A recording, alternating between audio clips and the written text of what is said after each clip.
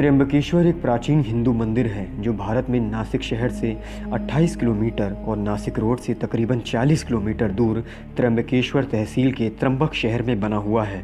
यह मंदिर भगवान शिव के उन 12 ज्योतिर्लिंगों में से एक है जिन्हें भारत में सबसे पवित्र और वास्तविक माना जाता है।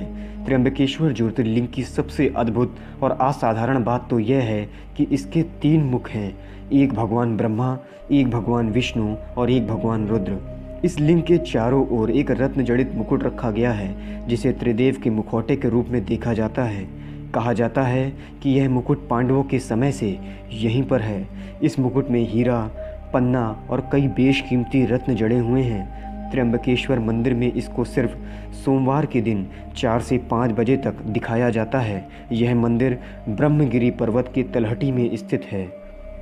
गोदावरी नदी के किनारे बने त्र्यंबकेश्वर मंदिर का निर्माण काले पत्थरों से किया गया है। इस मंदिर की वास्तुकला बहुत ही अद्भुत और अनोखी है। इस मंदिर के पंचकोशी में काल सर्प शांति, त्रिपिंडी विधि और नारायण नागबली आदि पूजा कराई जाती है, जिनका आयोजन भक्तगण अलग अलग मनोकामना को पूर्ण करने के लिए करवाते हैं।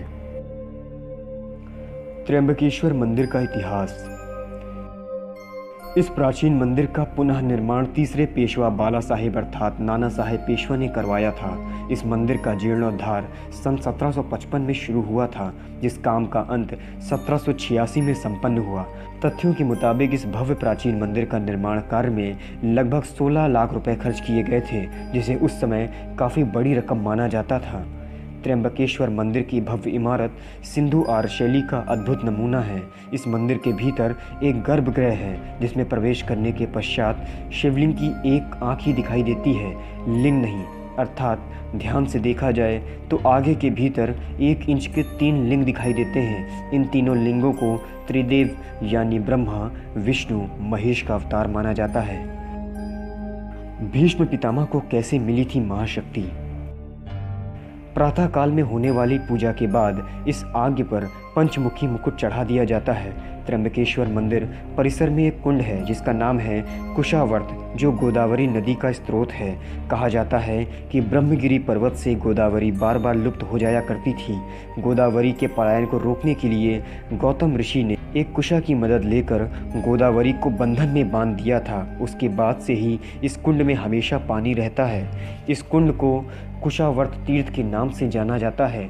कुंभ स्नान के समय शैव अखाड़े इसी कुंड में शाही स्नान करते हैं। शिव पुराण के अनुसार ब्रह्मगिरी पर्वत की चोटी तक पहुंचने के लिए 700 चौड़ी सीढ़ियां बनाई गई हैं। इन सीढ़ियों पर चढ़ने के उपरांत राम कुंड और लक्ष्मण कुंड मिलते हैं और शिखर के ऊपर पहुंचने पर गोमुख से निकलती हुई भगवती गोदावरी के दर्शन प्राप्त होते हैं। चलिए अब हम आपको त्र्यंबकेश्वर ज्योतिर्लिंग से जुड़ी हुई पौराणिक कथाओं के बारे में बतलाते हैं कि आखिर भगवान शिव त्र्यंबकेश्वर ज्योतिर्लिंग के रूप में यहाँ उत्पन्न आखिर हुए क्यों। त्र्यंबकेश्वर मंदिर की कहानी। पुराणों के अनुसार एक बार महर्षि गौतम के तपोवन में रहने वाले ब्राह्मण और उनकी पत्नियां किसी बात पर गौतम ऋषि की पत्नी अहिल्या से नाराज हो जाती हैं। उन सभी पत्नियों को अपने पति को गौतम ऋषि का अपमान करने के लिए प्रेरित किया जाता है। उन ब्राह्मणों ने इसके लिए भगवान गणेश की आराधना की और उनकी आराधना से प्रसन्न होकर गणेश जी ने उनसे वर मांगने को कहा।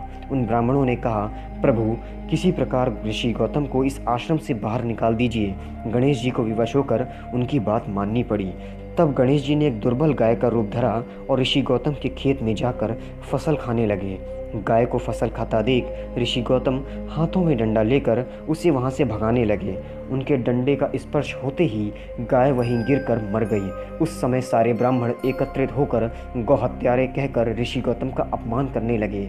ऐसी विषम परिस्थिति को देखकर ऋषि गौतम उन ब्राह्मणों से प्रायश्चित और उद्धार का उपाय पूछने लगे। तभी उन्होंने कहा, गौतम तुम अपने पाप को सर्वत्र बताते हुए 3 बार पृथ्वी की परिक्रमा करो, फिर लौटकर यहाँ 1 महीने तक व्रत करो। इसके बाद ब्रह्मगिरी का 101 बार परिक्रमा करो, तभी तुम्हारी शुद्धि होगी। अथवा गंगा जी को लाकर उनके जल से स्नान करके 1 करोड़ पार्थिव शिवलिंग से भगवान शिव जी की आराधना करो। इसके बाद फिर से गंगा जी में स्नान करके इस ब्रह्मगिरी की 11 बार परिक्रमा करो। फिर 100 घरों के पवित्र जल से पार्थिव शिवलिंग को स्नान कराने से तुम्हारा उद्धार होगा। उसके बाद भी गौतम ऋषि ने सारे कार्य कार्य पूरे करके पत्नी के साथ पूर्णतः तल्लीन होकर भगवान शिव जी की आराधना की। इससे प्रसन्न होकर भगवान शिव जी ने उनसे वर मांगने को कहा। महर्षि गौतम ने कहा, भगवान आप मुझे गौ हत्या के पाप से मुक्त कर दीजिए। भगवान शिव ने कहा, गौतम तुम सर्वदा निष्पाप हो, गौ हत्या का अपराध तुम पर छल पूर्वक लगाया गया था। ऐसा करने के लिए तुम्हारे आश्रम के ब्राह्मणों को मैं दंड देना चाहता हूँ। इस पर महर्षि गौतम ने कहा, उन्हीं के उस कार्य से मुझे आपके दुर्लभ दर्शन प्राप्त हुए हैं। अब उन्हें मेरा परम समझकर उन पर आप क्रोध ना करें। बहुत सारे ऋषि मुनियों और देवगण ने वहाँ उपस्थित होकर ऋषि गौतम बात का अनुमोदन करते हुए भगवान शिव से सदा वहीं पर निवास करने की प्रार्थना की। फिर भगवान शिव ने उन सब की बात मानकर वहाँ त्र्यंबक ज्योतिर्लिंग के रूप में स्थित हो गए। त्र्यंबकेश्वर मंदिर में जब भगवान शिव की शाही सवारी निकाली जाती है तो वह दृश्य देखने लायक होता है। इस भ्रमण के समय त्र्यंबकेश्वर महाराज के पंचमुखी सोने के मुखौटे को पालकी में बिठाकर गांव में घुमाया जाता है। फिर कुशावर्त घाट तीर्थ में स्नान कराया जाता है। इसके बाद मुखौटे को वापस लाकर हीरे जड़ित स्वर्ण मुकुट पहनाया जाता है।